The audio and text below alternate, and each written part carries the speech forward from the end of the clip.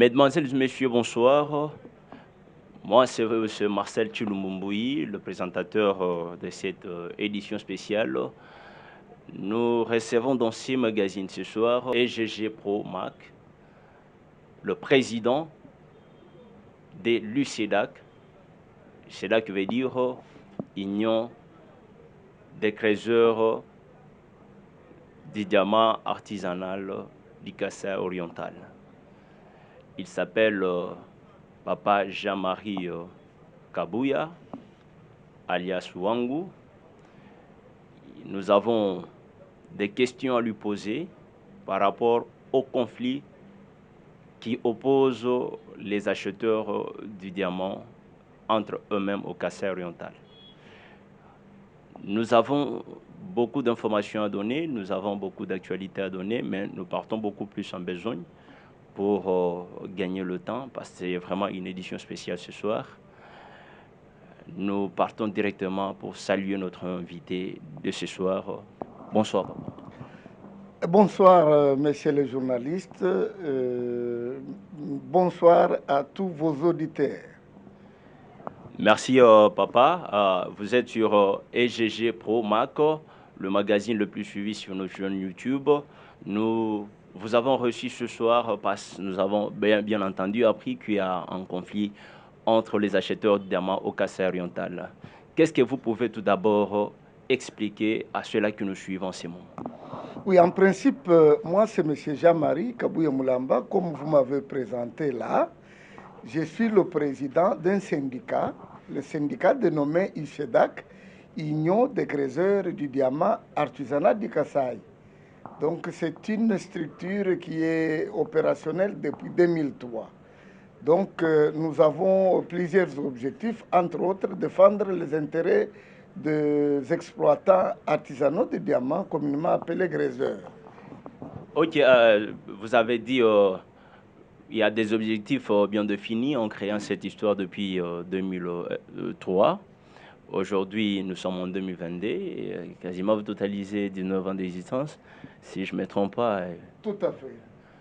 Ok, dans vos prérogatives, nous avons appris aujourd'hui, parce que c'est vraiment une question d'actualité, nous avons appris que les acheteurs de diamants au Kassai oriental, les originaires, veulent que les expatriés puissent céder la place pour qu'ils restent eux-mêmes œuvrés au Kassai dans ces secteurs. Qu'est-ce que vous pensez? Parce que nous avons appris que les diamanteurs expatriés qui œuvrent au Kassai oriental occasionnent beaucoup plus la fraude dans les achats de diamants. Qu'est-ce que vous pensez? Quel est votre point de vue?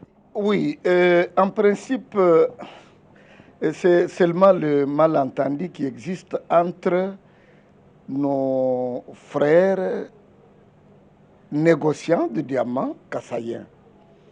C'est-à-dire, vous savez, souhaiter que les expatriés acheteurs, les acheteurs expatriés puissent être expulsés de la province du Kassai oriental pour qu'ils s'installent bien sûr ici à Kinshasa.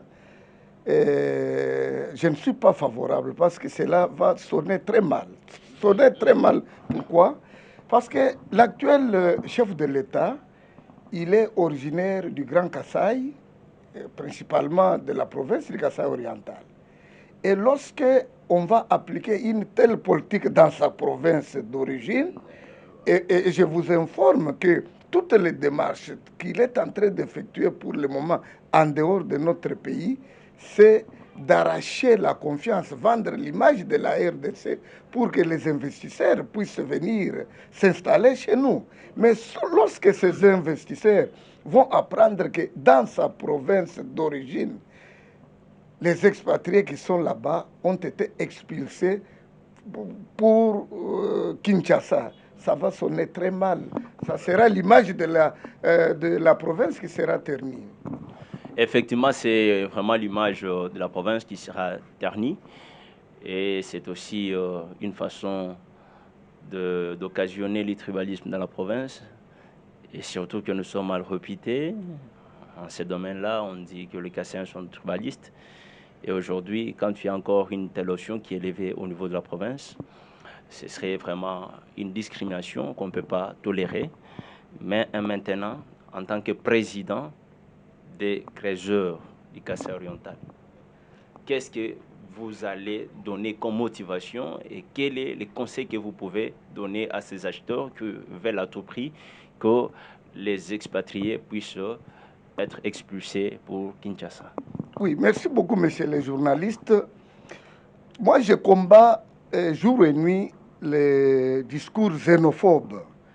Moi, je ne peux pas penser un jour que dans ce secteur-là, le secteur minier, que les expatriés soient à Kinshasa et que les autochtones restent seuls là-bas. Non, pour le moment, moi j'aurais souhaité que nos frères kassaïens qui sont là-bas originaires puissent multiplier le marketing,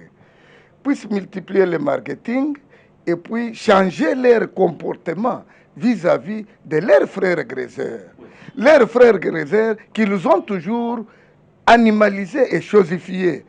Parce que dans les chefs de nos frères originaires négociants, ils nous imposent, quand je dis nous, y compris moi, parce que je fais partie de cette main-d'œuvre de graisseurs, ils nous imposent le prix des diamants sans notre consentement et c'est la loi du plus fort. Et avec la concurrence des expatriés, ils sont là, ils achètent et quand vous entrez là-bas, si vous n'êtes plus à mesure d'accepter le prix qu'on vous a offert, vous sortez, vous cherchez ailleurs. Mais avec nos frères, si vous entrez seulement là-bas, mais vous êtes séquestrés. Vous êtes séquestrés et puis votre diamant est ravi. Voilà la difficulté que nous avons.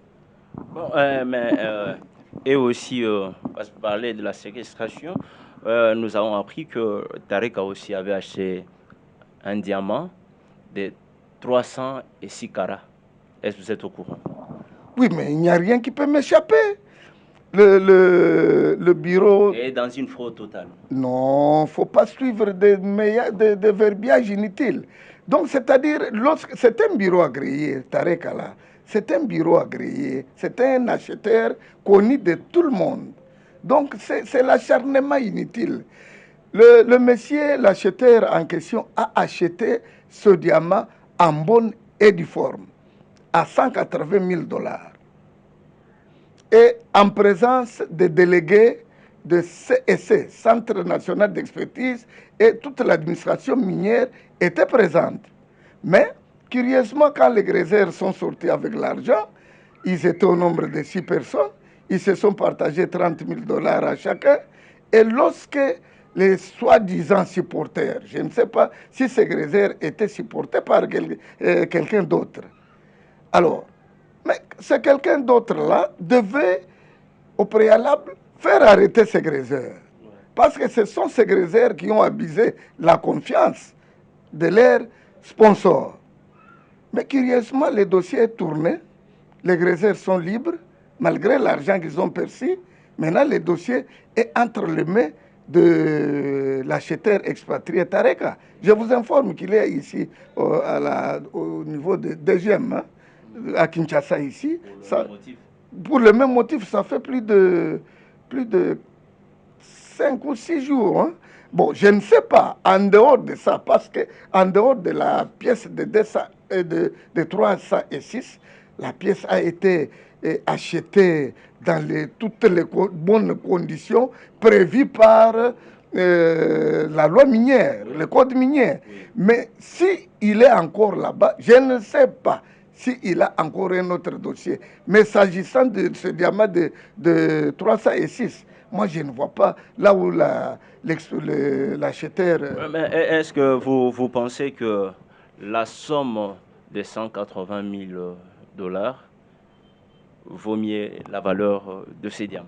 Oui, le diamant est différent du commerce. Hein, là où il y a la nomenclature hein, des prix. Hein. Le diamant, c'est le business. C'est le business. Les graisseurs qui étaient là, ils ont commencé à un prix. Ils ont négocié jusqu'à accepter, sans être forcés, à accepter le prix de de 180 000. Ils étaient contents. Si on vous brandit, même aujourd'hui, on vous présente le film de la scène lorsque l'opération d'achat de ce diamant a eu lieu, vous allez vous rendre compte que l'expatrié, enfin l'acheteur expatrié là, il était dans le bon. Il était dans le bon. Les 180 000, il n'avait pas forcé les gréseurs à accepter le prix. Les gréseurs ont touché l'argent, ils ont signé même dans leur bon, ils sont sortis. Ce n'est que par après où il y a cet acharnement. Voilà pourquoi moi je demande personnellement, même au ministre des Mines, c'est un ancien de l'administration minière, c'est un expert. Donc il n'a qu'à libérer l'acheteur, parce que l'acheteur, je ne vois pas là où, à moins que, en dehors de ce dossier de 306, qu'il y ait un autre dossier. Mais si pas le cas, je ne vois pas pourquoi il doit être gardé jusqu'à ce jour. Oui, nous sommes dans une république où les discours xénophobes sont défendus. Nous ne pouvons pas encourager que nos frères du Kasaï puissent expulser négativement les expatriés à cause de leur conflit d'intérêts, mais nous ne pouvons pas aussi encourager qu'il y ait une fraude au niveau des achats de diamants. Nous encourageons beaucoup plus les dialogues entre les deux. Donc, les deux parties, si bien entendu, donc c'est la au Kasaï en tant qu'originaire et les expatriés qui sont venus apporter un coup de main. Nous tendons lentement et sûrement vers la fin, mais nous voulons connaître aussi quelque chose. Dans tout ça, quelle est la position des gréseurs?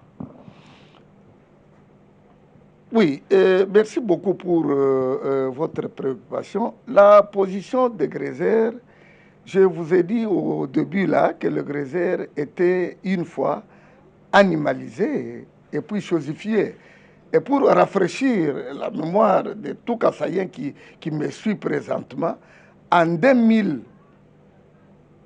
le feu président Kabila avait pris une courageuse décision d'expulser tous les acheteurs expatriés qui étaient de Mboujima, de Kasaï oriental à Kinshasa.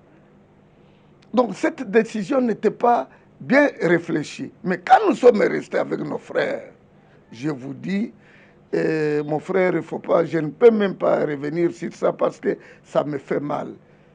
C'était la torture, c'était la séquestration, c'était l'imposition des prix, c'était. Donc, moi personnellement, et l'ensemble de tous les gréseurs que nous gérons, je ne pense pas qu'il y a un gréseur qui peut... Mais il faut que la ville soit cosmopolite. Il faut que la ville soit cosmopolite. Il ne faut pas qu'on reste originaire, acheteur, gréseur, originaire. Non, mais ça sera la foire, je vous dis. Hein? Mais nous avons les ministres qui est là. Quelle est sa position jusque-là? Parce que déjà, ces conflits persistent. Il y a Tareka qui est au niveau de la DGM ici à Kinshasa. Jusque-là, il n'est pas encore relaxé, selon les informations que nous avons. Et aujourd'hui, quelle est la position du ministère de Mines? Oui, je ne sais pas de quel ministre vous parlez. Provincial. Je ne sais pas exactement, mais c'est un dossier qui est à la une. Hein, même le gouvernement provincial est informé de l'achat de la dite pierre du diamant. C'était en présence des experts de la province de Kasaï oriental. Parce que le système là-bas, une fois que le diamant, dans les bureaux agréés là, des expatriés, une fois que le diamant est acheté, et pour que ce diamant puisse entrer dans le processus normal, dans la traçabilité, il doit être scellé en présence des experts, des CSE et des mines. Ouais. Mais le jour où l'acheteur va penser que pour le moment, je vais voyager avec ce diamant vers Kinshasa ou je ne sais pas en Europe, les experts de la province viennent aussi assister pour faire le calcul et l'évaluation correcte pour que la province puisse gagner quelque chose. Merci, nous sommes arrivés presque à la fin. Quel est votre mot de la fin? Le mot de la fin, je demande à nos frères de ne pas penser que être créateur, nous devons être utilisés comme ils veulent là. Nous sommes quand même des humains. Ils doivent quand même... nous sommes une structure connue par l'État congolais. Ce n'est pas pour rien que nous sommes là. Il y a le CPD, une structure qui est connue également par l'État congolais, mais qui s'occupe essentiellement de la catégorie des patrons, des acheteurs. Nous gérons la main-d'œuvre. Nous devons rester ensemble pour examiner la question et voir ce qu'on pourra faire. Mais s'acharner contre les expatriés, non, je ne pense pas. L'infraction est individuelle. Si parmi les expatriés, un expatrié a commis, a énervé le code minier, il n'a qu'à subir le rigueur de la loi. Mais quant à généraliser que tous les expatriés puissent sortir de la province, non, ça je ne suis pas favorable. Hein. Il ne faut pas que la ville soit... J'aurais souhaité que la ville soit cosmopolite. Alors, en ce qui concerne l'acheteur qui est encore à la deuxième, je ne vois pas pourquoi il doit être là. Mais à moins qu'il y ait un autre dossier supplémentaire que moi je ne connais pas. Mais sinon, s'agissant du dossier de 306 carats, là il a acheté le diamant là en bonne et due forme. Est-ce que vous avez encore un conseil à donner à ces diamanteurs, à ces gesteurs du diamant qui veulent s'aimer les troubles? Non, ils ne peuvent pas arriver à influencer le départ des expatriés parce que ça va sonner très mal. Je vous ai dit au départ que le chef de l'État, oui, le chef de l'État, il est le natif de leur province. Lorsqu'ils vont agir ainsi, ça va sonner très mal que dans sa province d'origine, écoutez, il n'y a pas, tous les expatriés ont été expulsés. Ça sonne très mal. La province est en difficulté. Acceptez qu'on collabore, que vous multipliez vous aussi à votre niveau le marketing pour attirer les graisseurs.